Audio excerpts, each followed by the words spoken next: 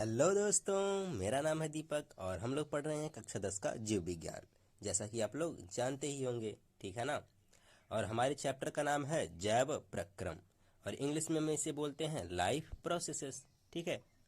और देखिएगा, जो नई वाली एनसीईआरटी है ना, आपकी नई वाली एनसीईआरटी के हिसाब से यह क्या है, आपका अध्याय नंबर 5 है। ठीक है। और इस चैप्टर पे हमारा ये होने वाला है वीडियो लेक्चर नंबर 20। अगर आपने इससे पहले वाले वीडियो लेक्चर्स नहीं देखे हैं तो जरूर से जाकर देख लीजिएगा। ठीक है। तो चलिए देख लेते हैं आज के क्या क्या टॉपिक होने वाले हैं। पहला टॉपिक होगा वाष्पोत्सर्जन। ठीक है ना, वाष्पोत्सर्जन पहला टॉपिक होगा। और दूसरा टॉपिक होगा भोजन तथा दूसरे पदार्थों का स्थानांतरण।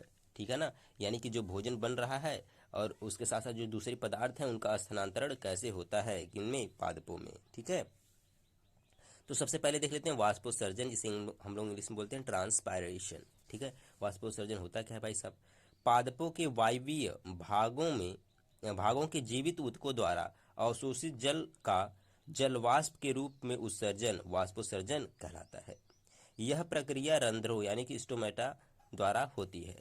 तो आपसे कोई पूछे वाष्पोत्सर्जन क्या होता है, तो आप बताएंगे पादपों के वायवीय भागों के जीवित ऊतकों द्वारा अवशोषित जल का जलवाष्प के रूप में उत्सर्जन ही क्या कहलाता है, वाष्पोत्सर्जन कहलाता है। और यह जो क्रिया होती है किसके द्वारा होती है, रंध्रों के द्वारा होती है। यह भी क्वेश्चन कई बार पूछा जा चुका है। ठीक है ना, तो आप लोग इसे याद रखिएगा।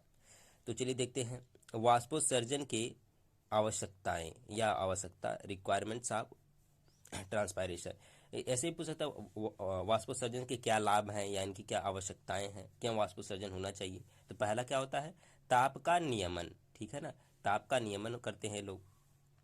देखिएगा, वाष्पोत्सर्जन के कारण जल की वाष्प बनती है जिससे ठंडक पैदा होती है। अतः पादप तेज गर्मी में झुलसने से बच जाते हैं। ठीक है ना। देखिए, जब वाष्पोत्सर्जन होता है उससे क्या होती है, जल की वाष्प बनेगी और वो जो वाष्प बनेगी उससे क्या होता है, ठंडक पैदा होगी, जिससे जब गर्मी होगी, बहुत ज़्यादा गर्मी रहती है, तो पादप जो उनकी पत्तियां होती है झुलसने से क्या हो जाती हैं, बच जाती हैं। ठीक है ना। अगर वाष्पोत्सर्जन नहीं होती है तो पत्तियां कैसे हो जाती हैं, झुलस जाती हैं। ठीक है। तो अगला क्या है पॉइंट, हम उसे देख लेते हैं। खनिज लवण की प्राप्ति, खनिज लवणों की प्राप्ति यानी खनिज लवणों की प्राप्ति कैसे होती है, इसको भी देख लेते हैं भाई साहब। पादपों में जल अवशोषण के साथ ही खनिज लवणों की भी अवशोषण होता है।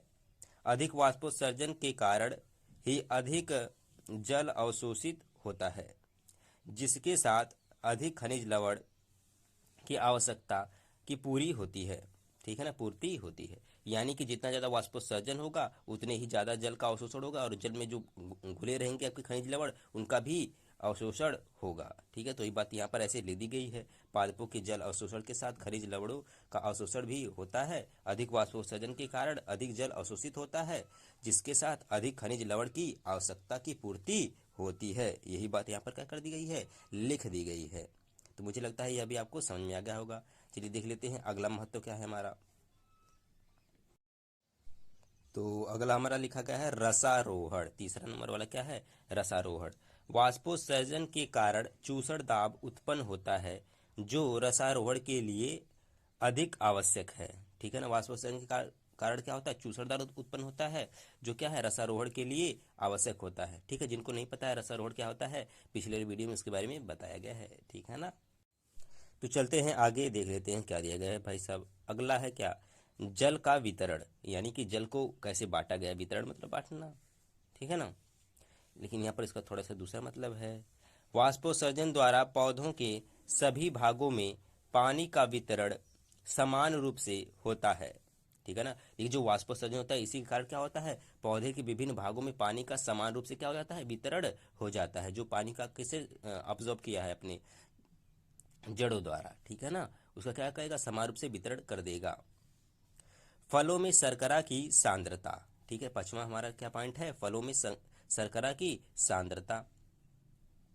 देखिएगा, अधिक वाष्पोत्सर्जन के कारण फलों में शर्करा की सांद्रता बढ़ जाती है, जिससे फल अधिक मीठे हो जाते हैं। ठीक है, जितना ज़्यादा वाष्पोत्सर्जन होगा उतनी ही ज़्यादा क्या होती है, शर्करा की मात्रा बढ़ती है, किनमें, फलों में, और फल उतने ही अधिक क्या होते हैं, मीठे हो जाते हैं।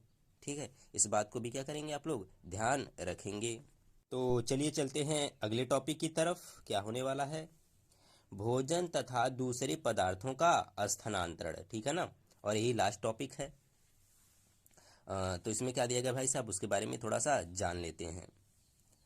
प्रकाश संश्लेषण के विलेय उत्पादों का वहन तथा स्थानांतरण कहलाता है और यह फ्लोएम द्वारा होता है, ठीक है ना। अब देखिएगा क्या लिखा गया है कि प्रकाश संश्लेषण के विलेय उत्पादों का वहन क्या कराता है, स्थानांतरण कराता है। यह किसके द्वारा होगा? फ्लोएम के द्वारा होगा। फ्लोएम अमीनो अम्ल तथा अन्य पदार्थों का परिवहन भी करता है, ठीक है। देखिए फ्लोएम के द्वारा किसका किसका परिवहन होता है? प्रकाश संश्लेषण से जो उत्पाद बनते हैं उनका, और साथ ही साथ क्या, अमीनो अम्ल और अन्य पदार्थों का परिवहन भी होता है। किसके द्वारा? फ्लोएम के द्वारा ही होता है। फ्लोएम इन पदार्थों को जड़ के भंडारण अंगों, फलों, बीजों तथा वृद्धि वाले अंगों में ले जाता है। अब फ्लोएम इन सभी पदार्थों को, जो अन्य पदार्थ हैं, भोज्य तथा दूसरे पदार्थ, इनको कहाँ कहाँ ले जाएगा? जड़ में ले जाएगा, फलों में ले जाएगा, बीजों में ले जाएगा, और जहाँ पर वृद्धि हो रही है पौधे के जिन जिन भागों में, वहाँ पर ले जाता है, ठीक है ना। इस बात को क्या करेंगे आप लोग? ध्यान रखेंगे। तो चलिए चलते हैं आगे। आगे कौन सा पॉइंट दिया गया है इसको भी देख लेते हैं थोड़ा सा। फ्लोएम द्वारा परिवहन उपमुखी उपमुखी यानी कि अपवर्ड तथा अधोमुखी दोनों दिशाओं में होता है। देखिए जो फ्लोएम होता है उसमें परिवहन कैसे होगा? ऊपर की तरफ भी होगा और नीचे की तरफ भी होगा, ठीक है ना। ये दोनों तरफ चलता है इसका काम।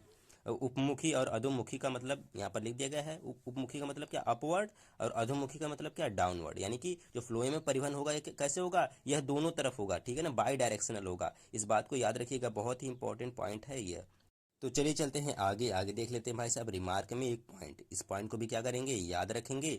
इससे भी एक आध दो नंबर का क्वेश्चन, अरे एक आध दो नंबर का एक ही नंबर का क्वेश्चन पूछा जाएगा, ठीक है ना। भोजन तथा अन्य पदार्थों का स्थानांतरण संलग्न साथी कोशिका या सहकोशिका, इसे क्या बोलते हैं? सहकोशिका की तथा चालनी नलिकाओं की सहायता से होता है, ठीक है ना। तो आप क्या याद रखेंगे कि भोजन तथा अन्य पदार्थों का स्थानांतरण किन किन कोशिकाओं के द्वारा होता है? पहला सहकोशिका, और दूसरा क्या? चालनी नलिकाओं, यानी कि चालनी नलिकाओं क्या बोलते हैं इंग्लिश में? सीव ट्यूब की सहायता से होता है। इन बातों को आप याद रखिएगा। और यहाँ पर यह वीडियो लेक्चर होता है खत्म। मिलेंगे नेक्स्ट वीडियो लेक्चर में बहुत ही जल्द, ठीक है ना। तब तक के लिए बहुत बहुत धन्यवाद।